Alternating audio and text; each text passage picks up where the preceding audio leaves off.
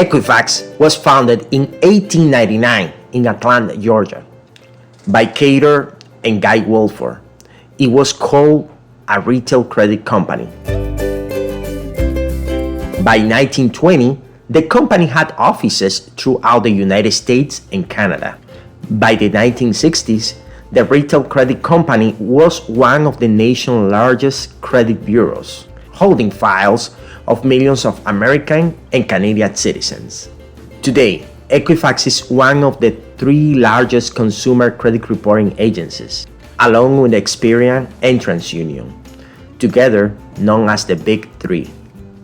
Equifax collects and aggregates information of over 800 million individual consumers and more than 88 million businesses worldwide.